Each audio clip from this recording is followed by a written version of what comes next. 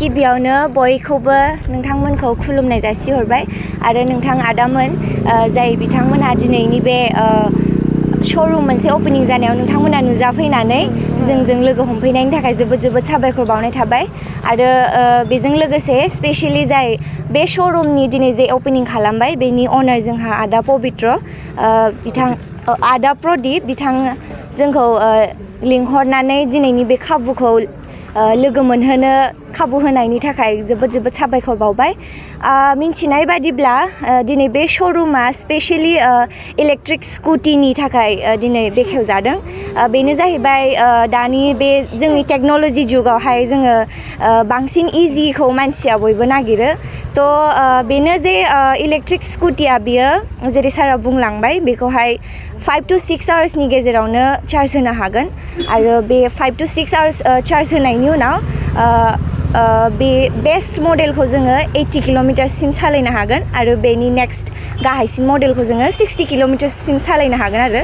ओमफ्राय बे स्कुटिनि मोनसे बेनिफिट्सआनो जाहैबाय जोंखौ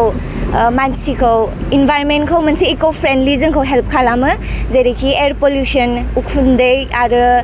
जेनेबा थावनिफ्राय जे उखुन्दै गनाय जायो बेफोरनिफ्राय इलेक्ट्रिकखौ जों इउज खालामोबा जोंखौ मोनसे रेहाय होयो आरो बेजों लोगोसे नयस पलिउसन मानो होनबा इलेक्ट्रिक स्कुटिनि नयसआ जोबोद माबायानो जायो लासैयानो जायो थ' बे मोनसे बेनिफिट्स दा जोङो बेबायदिनो टेक्न'लजिजों जोङो थांगासिनो बेनि थाखायनो जायफोर बिथांमोनहा लानो लुबैदों बा इउज खालामनो लुबैदों थ' बिथांमोनखौ खाथि खालानि सुख्लाय हालामनि खाथि खालानि आरो बेजों लोगोसे माखासे मानसिफोरा जुदि बे आदाजों मोनसे डिलिंनि थाखायबो खालामनो हागोन होननानै आं मिथिनो मोन्दों बेखायनो नोंथांमोना फैनानै नायफैनो हागोन आरो भिजिट खालामफैनो हागोन थेंक इउ नोंथाङाबो दिनै बे श'रुम दासिम गासिबो मोजांखौनो मोन्दों आदा माखौ होनो औ बेनो गोजोनथाव बाथ्रा बा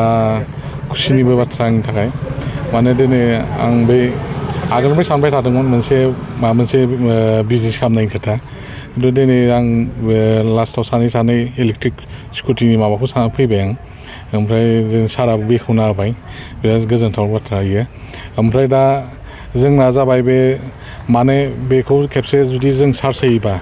गंसे इलेक्ट्रिक स्कुटिया बेस्ट मडेला खेबसे 6 घन्टा बा 5 घन्टा चार्ज होयोबा 60 किल'मिटार खारगोन आरो बियो ओमफ्राय बिनि सायावबो दंबावो माने मडेला आलदा 10टा मडेल दङ आंनाव बे 10टा मडेलाव बबेबा 80 किल'मिटार बबेबा 70 बेबायदि थांगोन आरो बिनि सायाव जुदि बेटारिया दा नैबे लिड एसिड आरो जुदि लिथियाम बेटारि लायोबा एसे बांसिन खारबावगोन आरो बेयाव जोंहा फाइनेन्सनि सुबिदा दङ बाजाज फाइनेन्स जों माबा खालामदों बाजाज फाइनेन्सआव ओमफ्राय बाखि आरो फाइनेन्सआव जों रायज्लायबाय थादों बिनि सुबिदा फैगोन ओमफ्राय आंना जाबाय डिस्ट्रिबिउटर टाइपआव नालाय डिस्ट्रिबिउटरानो आं सोरबा जुदि गोसो गुदुं सुबुङा जुदि डिलारशिपनि थाखाय जुदि एप्लाइ खालामनो गोसोबा बा लानो गोसोबा आं जगाजगबो खालामनो हागोन बेनि थाखाय आं 100% सापर्ट होगोन आरो बाखि जा मडेल दङ सार्भिसिंआव बेनो जागोन जेनेबा बेटारि सोरनावबा जुदि प्रब्लेम जायोबा जोंनिफ्राय रिप्लेसमेन्ट जागोन आरो बेटारिया बोसोरसेनि थाखाय गेरेन्टि थागोन मटराबो बोसोरसे गेरेन्टि थागोन बाखि पार्ट्सनि फिसा पार्ट्सआ जिथु नांगौ बेखौ जोंनिफ्राय प्रभाइड जागोन आरो बे गासैबो माबायानो बिनि थाखाय जों दा जेनेबा रायजो राजानि सायाव आं खावलायनाया बेनो खेबसे टेस्ट ड्राइभ खालामनानै नाय गारिखौ जे डिजेलाव बा पेट्रल गारियाव जोंहा गोबां खरसानि खोथा फैयो खिन्थु बेखौ नों खेबसे लानायनि उनाव बोसोरथामावलागै खरसानि खोथाया फैया आरो बिनो बाखिथ' जेरै जोंना दा लामा सामा एसे गाज्रि मोजां जानायनि उनाव बे बुस्थुआ मोजाङै सोलिबाय थागोन आरो लागोनखौ आसा दं रायजो राजाफोरा अनसायगोनखौ आं 100% आसा दं माने लागोन गासैबो जाहाथे इलेक्ट्रिकआव फैयो आं बेखौबो आसा खालामो मानोना जोंना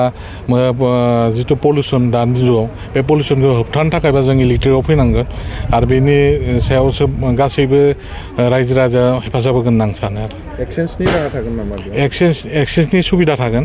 एक्सचेन्जनि थाखाय जोंनिफ्रायनो रायज्लायना होनाय जागोन बे माबाखौ बिनि उनाव फाइनेन्सआबो बिनिफ्रायनो जों रायज्लायनो हागोन गासै मागोन